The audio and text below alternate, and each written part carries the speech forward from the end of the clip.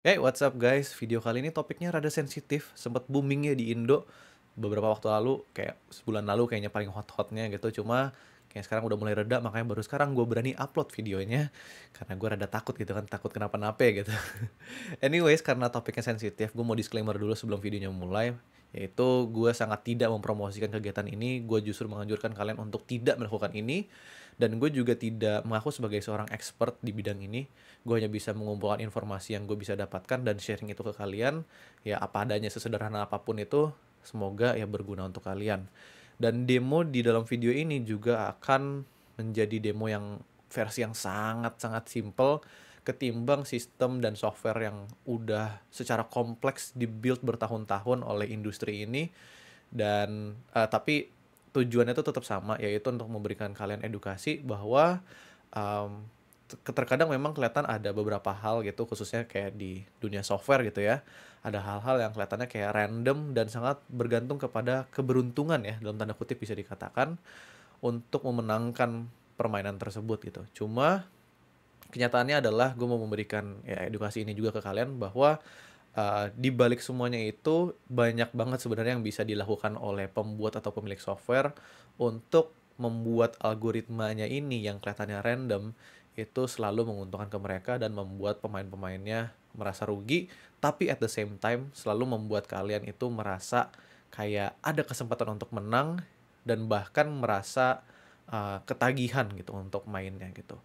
Jadi ya mohon maaf banget kalau misalkan ada informasi yang gue salah sampaikan, silahkan dikritik aja nggak apa-apa. Dan sorry banget kalau misalkan terlalu simple demonya dan kurang informatif karena hanya ini yang gue bisa dapatkan.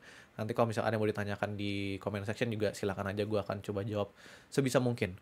Anyways, that being said, let's go to the demo. Oke, sekarang mungkin gue akan kasih tunjuk start from breakdown kali ya, apa yang udah gue build, aplikasi apa yang udah gue build. Di sini gamenya itu spin the wheel, mekanismenya gampang banget, gue yakin banyak di antara kalian udah pada tahu. Nanti gue tinggal klik button ini, spin the wheel, nanti dia akan muter, terus nanti bagian yang terkena panahnya itu yang akan menjadi hadiah kita. By the way, sorry banget ini tampilannya burik banget ya, seadanya aja gitu. Terus nanti resultnya itu atau hadiah yang nanti kena panahnya itu nanti akan gue tampilkan di sini sebagai teks.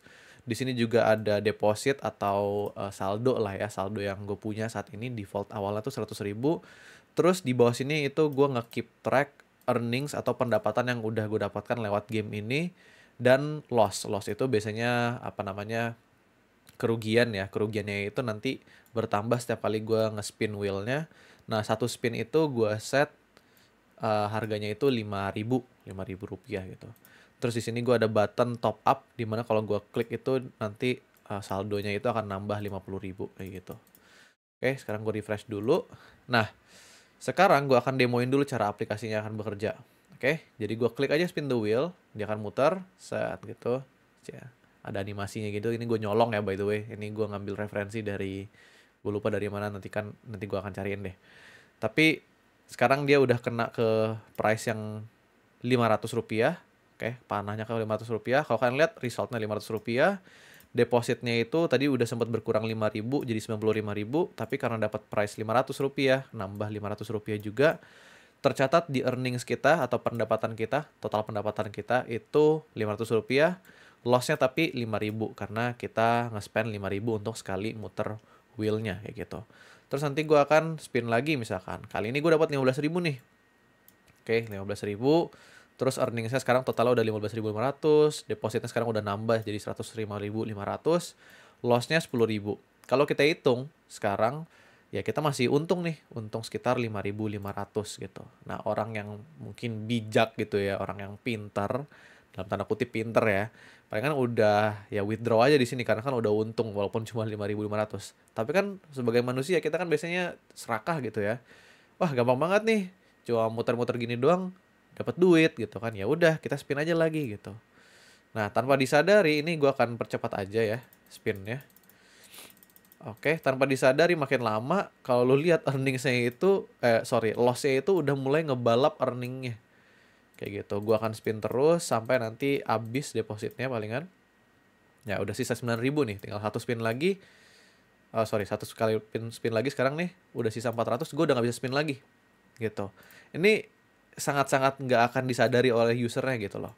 Karena ya masih ada rasa itu apa namanya, gue yakin kayaknya masih bisa beruntung lagi kayak tadi, karena kan tadi itu gue udah sempet untung tuh, cuma sekarang lagi apes aja kali, kayak gitu. Jadi mungkin masih ada kesempatan untuk gue bisa menang gitu. Nah, cuma yang tidak disadari adalah di sini di program yang gue bikin, ini nanti algoritma dan algoritma yang gue dapetin dari ChatGPT juga sih sebenarnya. Nanti gue akan share juga. Tapi intinya ini tuh ngerandomize, oke, hanya ngerandomize terus nanti uh, random apa namanya yang kena gitu ke hasil atau outcome atau prices yang udah gue bikin.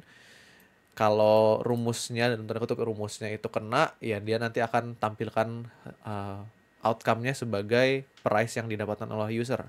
Nah, cuma di sini gue nggak akan jelaskan algoritmanya by the way, soalnya bukan itu tujuan videonya.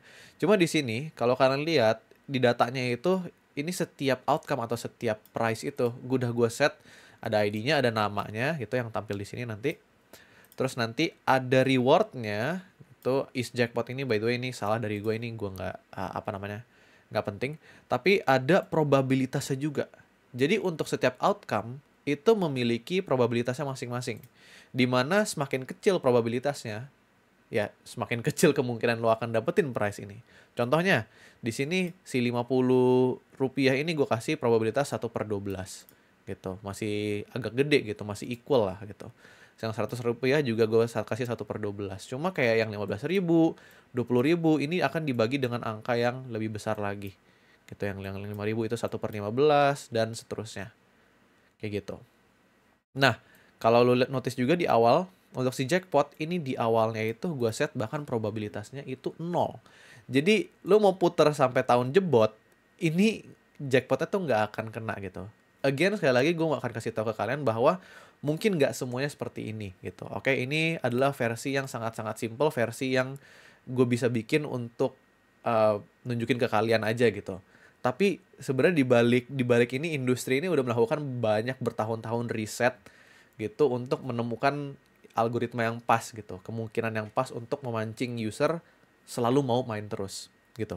Anyways, sekarang gimana sih kalau misalkan kita udah tahu nih, oh gue udah loss 150.000, ya defisit apa namanya difference-nya atau perbedaannya tuh 100.000 lah ya, gue udah loss 100.000 nih kira-kira.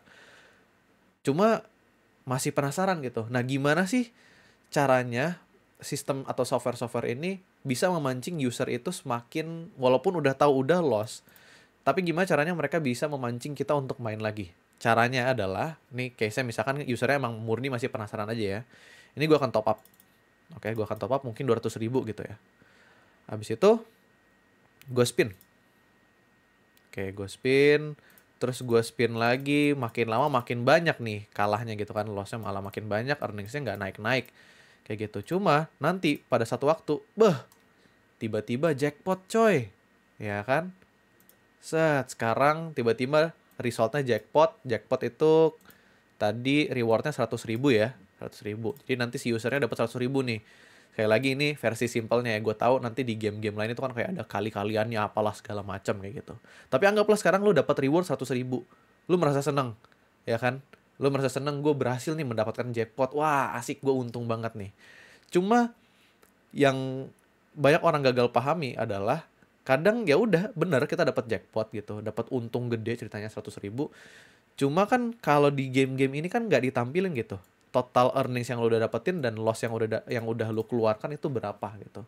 Biasanya kan yang ditampilin cuma depositnya doang. Kayak gitu. Sekarang iya bener memang lo dapat jackpot. Iya, oke. Tapi kalau lo lihat total earnings atau pendapatan yang lo dapetin dibandingkan dengan loss atau apa namanya pengeluaran lo untuk game ini perbedaannya berapa? Sekitar taruhlah sekitar 60.000 lah kayak gitu. Ya mungkin nggak terlalu gede banget untuk beberapa orang gitu, cuma dikalikan jumlah user yang ada gitu yang mainin game ini, ya jujur aja ya pemilik atau pembuat aplikasi software ini udah untung banget gitu. Dan apa namanya ini mekanisme dapetin jackpot ini itu juga udah bisa diatur oleh pembuat aplikasinya. Di sini gue bikin satu variabel namanya lose threshold gitu. sekitar 150.000 value-nya. Nah, di dalam algoritma yang gue udah bikin, oke, sorry, ChatGPT bikin ini, soalnya gue nggak jago-jago amat gitu kan. Si ChatGPT udah bikinin algoritma untuk apa namanya ngerandomize-nya, cuma gue improve dikit nih, yaitu hanya nanti ketika si loss apa namanya perbedaan antara loss atau kerugian dengan keuntungan user itu, kalau misalkan perbedaannya udah 150.000, baru di sini ya, nih biar lo bisa ngeliat code-nya. Kalau loss kurang earnings atau perbedaannya antara keuntungan dan kerugian dan pendapatan udah 150.000, 150.000 itu dari lose threshold yang udah gue set di sini. Kalau udah beda 150.000, outcome index ke 0, which is si jackpot. Nih, si jackpot, outcome index ke 0, probability-nya, kalau lihat di sini gue ngeset, probability-nya gue jadiin 1 which is 100%. Gitu. Berarti udah fix banget, pasti lo akan dapat price-nya tuh ini. Kayak gitu. Nanti masuk ke dalam algoritmanya apa segala macam. Terus ya udah, yang akan dimunculin adalah ya jackpot. Si usernya akan otomatis dapat jackpot.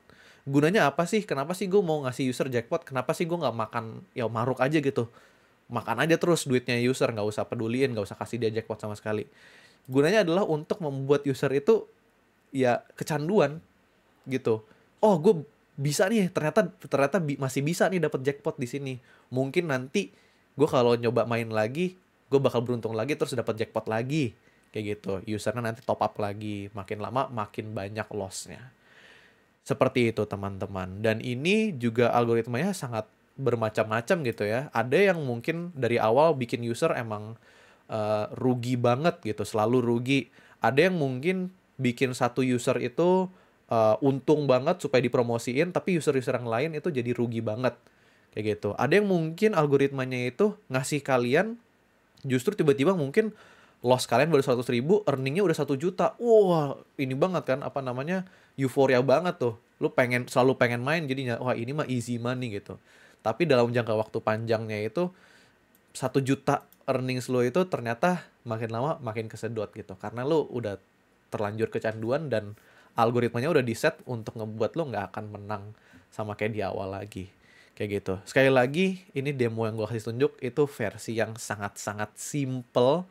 Dan gue harus kasih tahu juga ke kalian bahwa ini industri yang cukup besar gitu, dan risetnya udah dibuat bertahun-tahun. Risetnya itu nggak hanya untuk bikin softwarenya, tetapi juga untuk riset mengenai psikologi manusia, membuat manusia itu addicted atau kecanduan dengan permainan itu gimana. Itu risetnya sangat-sangat serius, dan lo tahu sendiri kalau misalkan mereka apa namanya ngasih uang untuk promosi aja itu jumlahnya berapa banyak. Jadi lo bisa bayangin gitu berapa banyak uang yang mereka bisa gunakan untuk ya mengoptimize sistem yang mereka udah miliki gitu. Dan bahkan ada satu referensi yang mungkin nanti gue akan taruh di description. Ini kalau di luar negeri ya, di Las Vegas kalau kalian tahu, ini kan udah industri yang sangat common banget ya gitu. Bahkan memang kota yang dedicated, bukan kota state ya kan ya, yang dedicated untuk perjudian gitu. Dan yang lucunya adalah ini nanti gue akan taruh di description. Dinyatakan ternyata kalau di US itu pakai mesin. Ini kalau ada pemilu, kalau Indo kan kita coblos ya, jadi nggak bisa dihack pada dasarnya. Kalau sistem itu online itu kan bisa dihack. Jadi kalau dibandingkan, bahkan mesin elektronik untuk pemilu itu, mesin slot atau untuk game-game judi ini itu jauh lebih secure dan lebih lebih di maintain secara software, security dan research ketimbang electronic voting machine atau tools untuk pemilu gitu, bahkan level pemilu kayak gitu.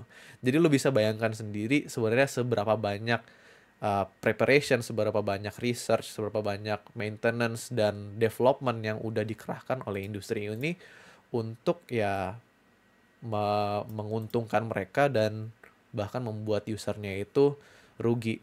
Mungkin 1-2 orang dari 10.000 10.000 orang itu akan diuntungkan mungkin, tapi ya sisanya pasti akan rugi.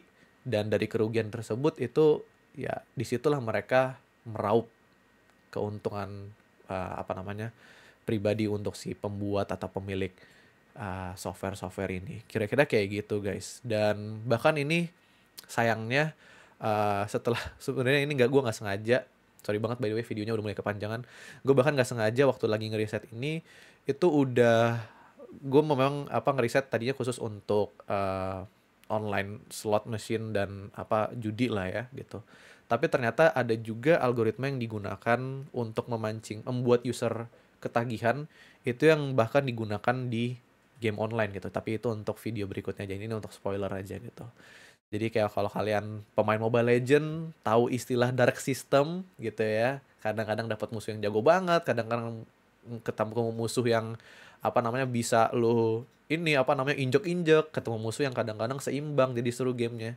Itu pun bahkan udah memiliki risetnya sendiri untuk gunanya adalah untuk membuat kalian itu hooked atau kecanduan dengan game tersebut. Kayak gitu. Cuma itu ya nanti untuk pembahasan berikut-berikutnya aja gitu. Anyways, sebenarnya sampai situ aja pembahasan gue untuk bagaimana sih algoritma ini tuh bisa membuat kalian tuh merasa menang, tapi in reality sebenarnya kalian udah kalah kayak gitu, dan seberapa jahatnya sebenarnya industri ini dan seberapa banyak resource yang mereka udah miliki untuk melakukan riset, development, untuk ya gunanya meraup keuntungan untuk mereka diri sendiri dan merugikan kalian pada dasarnya untuk ya kalian para users. Semoga ya yang gue share di video kali ini walaupun udah mulai kepanjangan, udah mulai rada ngalur ngidul nih gue ngomong, tapi semoga informasi ini cukup berarti untuk kalian gitu. Dan gue mungkin gak bisa mempengaruhi atau memaksa kalian mengambil keputusan yang kayak gimana. Itu cuma ya harapan gue adalah dengan kalian memiliki informasi yang lebih lagi sekarang tentang industri ini, semoga ya kalian bisa memberikan atau melakukan keputusan-keputusan yang lebih bijak aja ke depannya. Oke, palingan itu aja guys yang gue mau share untuk video kali ini. Semoga informatif. Jangan lupa like dan subscribe kalau misalkan kalian suka video kayak gini. Itu sangat membantu gue banget. Dan ya, I'll see you guys in the next video. Bye-bye.